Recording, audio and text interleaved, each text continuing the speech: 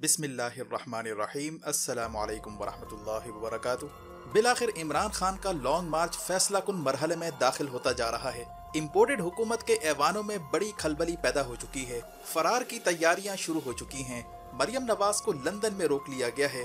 मरियम नवाज की वापसी खटाई में पड़ चुकी है। इम्पोर्टेड हुकूमत के बाद अब इम्पोर्टेड मार्शल्ला की बातें होने लगी हैं। इम्पोर्टेड मार्शल्ला कौन लगाना चाहता है? लाखों लोगों के इस्लामाबाद पहुंचने से कबल इम्पोर्टेड मार्शल्ला की तजवीज़ कहां से आ रही है? इमरान खान ने लॉन्ग मार्च के शुरका से अब हल्फ लेना शुरू कर दिया है।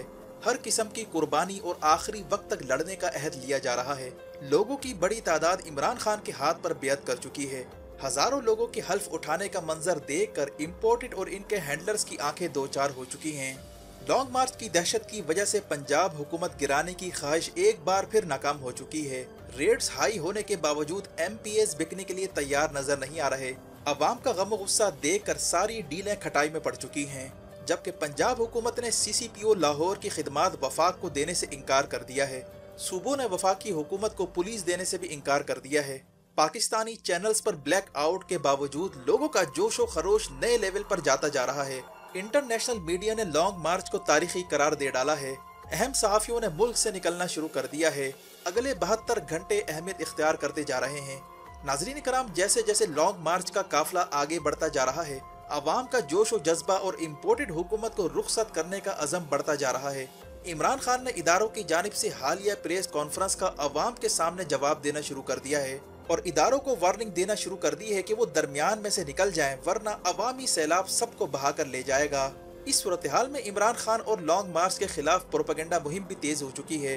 अंदरूनी जराये का कहना है कि इंडियन मीडिया के जरिए इमरान खान की जानबूझकर तारीफें करवाई जा रही हैं ताकि इन्हें एंटी पाकिस्तान और एंटी स्टेट डिक्लेयर किया जा सके।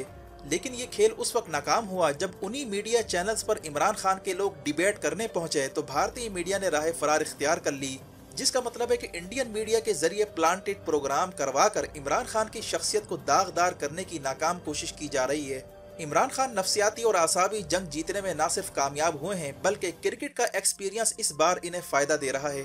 इमरान खान ने बराह रास्त इम्पोर्टेड हुकूमत से मुज़ाकरात से इनकार करते हुए सदर आरिफ अलवी को मुज़ाकरात का इख्तियार दे दिया है और साथ ये भी कहा कि मुज़ाकरात हों या ना हो, लाखों लोग अब इस्लामाबाद में जरूर पहुंचेंगे। यानी इस्लामाबाद पहुंचकर जब अवाम घेराव करेगी तो उस वक्त इमरान खान अपनी पोजीशन ऑफ स्ट्रेंथ से बात करेंगे ताकि इनका मौक़िफ़ फौरन तस्लीम कर लिया जाए। इमरान खान ने फिलहाल मुज़ाकरात के झांसे में आने से इनकार कर दिया है। वाज़ेह है कि इस बार गैर मामूली बात यह है कि इमरान खान ने लोगों से बेयत लेना शुरू कर दी है। जगह जगह जाकर इमरान खान हजारों लोगों से हल्फ लेते नजर आ रहे हैं और आखिरी वक्त तक लड़ने और कुर्बानी देने का अहद लिया जा रहा है। हल्फ लेने के मनाजिर देख कर इम्पोर्टेड के कारिंदों के होश उड़ चुके हैं। कई वुज़रा ने इस्लामाबाद से फरार होना शुरू कर दिया है। इन्हें यह लगता है कि इस बार इमरान खान इस्लामाबाद को कैप्चर करने में कामयाब हो जाएंगे। इमरान खान ने लॉन्ग मार्च को कामयाब बनाने के लिए हिकमत अमली तब्दील कर दी है, जिसके तहत इमरान खान अब आर्मी चीफ जनरल बाजवा को बराह रास्त मुखातिब कर करके पैगाम दे रहे हैं कि वो मेजर जनरल फैसल और सेक्टर कमांडर फ़हीम को इनके ओहदे से हटाएं, जो बकौल इमरान खान के आजम सवाती और दीगर सहाफ़ियों पर टॉर्चर करवाते रहे हैं। ये वो चीज़ है जिससे इमरान खान लॉन्ग मार्च के रास्ते की रुकावटों को हतमी तौर पर दूर करना चाहते हैं और आजम सवाती और उन 2 फौजी अफसरान का इशू उठाकर इस्टेब्लिशमेंट पर दबाव बढ़ाया जाता रहेगा तावक्ते के लॉन्ग मार्च कामयाबी से हमकिनार ना हो जाए। अगर लॉन्ग मार्च में कोई गड़बड़ होती है तो इसका सारा इल्ज़ाम उन्हीं लोगों पर आयद किया जाएगा जिनके हवाले से इमरान खान और आजम सवाती खदशात का इजहार करते रहे हैं। इमरान खान का ये भी कहना था कि मरियम नवाज के कहने पर आर्मी चीफ ने सेक्टर कमांडर कराची को हटा दिया था क्योंकि उन पर कैप्टन सफदर की गिरफ्तारी का इल्ज़ाम लगा था। तो आजम सवाती और दीगर सहाफ़ियों पर टॉर्चर करने के इल्ज़ाम में इन 2 मुबैना फौजी अफसरान को क्यों फारिग नहीं किया जाता?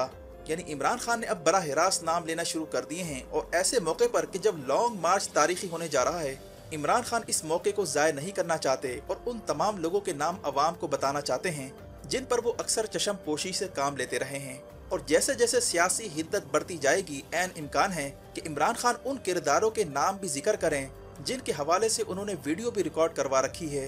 वजह इसकी यह है कि इस्लामाबाद में कई सहाफ़ी रुपोश हो चुके हैं क्योंकि इन्हें हिट लिस्ट पर डाल दिया गया है और चंद सहाफ़ी मुल्क से बाहर जा चुके हैं और कुछ जाने की तैयारियों में हैं और राना सनाउल्लाह जो इस वक्त कठपुतली का किरदार निभा रहा है, उसने प्रेस कॉन्फ्रेंस में इमरान खान को फितना करार देते हुए कहा था कि अब फितने का सर कुचलने का वक्त आ गया है, जिसे तहरीक इंसाफ और कई लोग कत्ल की धमकी से भी ताबीर कर रहे हैं। इमरान खान को इस वक्त मालूम है कि पसे पर्दा कौन सी कुव्वतें हैं जिनसे बात करनी है, और वो कौन लोग हैं जो राना सनाउल्लाह के मुंह में अल्फाज डाल रहे हैं और इस लॉन्ग मार्च को खूनी बनाने की कोशिश कर रहे हैं। जबकि फैसल बॉर्डर के जरिए जो प्रेस कॉन्फ्रेंस करवाई गई थी, उसमें भी यही कहा गया था कि लॉन्ग मार्च में लाशें गिरने जा रही हैं, और अहम तरीन सियासी शख्सियात का भी उसने जिक्र किया था। यानी इम्पोर्टेड के जहन में कहीं ना कहीं ये बात बैकअप प्लान के तौर पर मौजूद है कि अगर इमरान खान के साथ मुज़ाकरात नाकाम हो जाते हैं तो उस वक्त कोई बड़ा हादसा लॉन्ग मार्च में करवाया जा सकता है, जिसमें अहम तरीन शख्सियत को या तो निशाना बनाया जाएगा या इमरान खान बजाते खुद निशाने पर आ सकते हैं, जिसकी धमकियां इशारों और किनायों में दी जाती रही हैं। यही वजह है कि इमरान खान की टीम ने इनकी सिक्योरिटी के भरपूर इंतजाम शुरू कर दिए हैं और लाइसेंस याफ्ता हथियार लाने की भी बातें हो रही हैं। पंजाब और KPK से स्पेशल कमांडोज भी साथ साथ होंगे।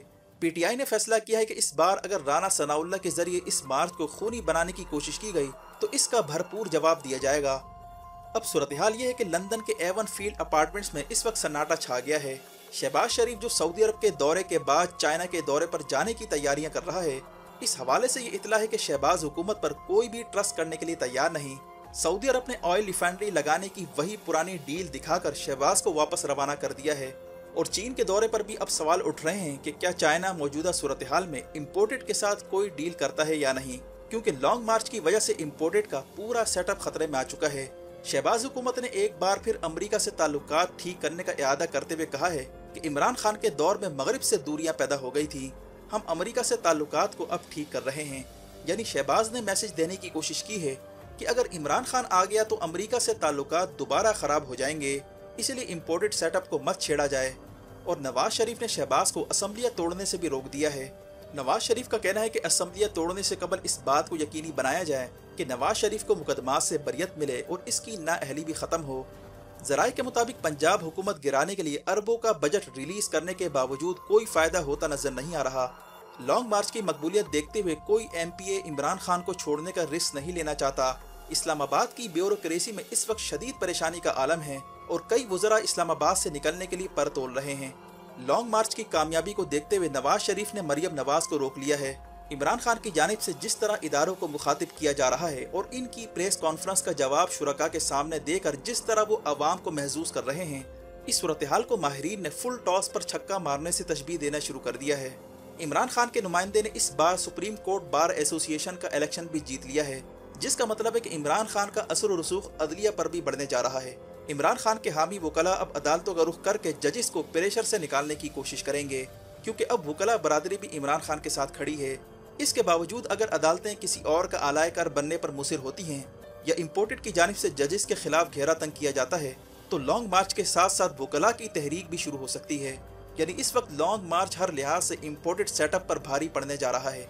लॉन्ग मार्च अगर इस्लामाबाद में पूरे जोबन पर पहुंच जाता है तो ऐन इम्कान है कि अदालतों की जानिब से इस बहरान को ख़त्म करने के लिए सो मोटो नोटिस लिया जाए।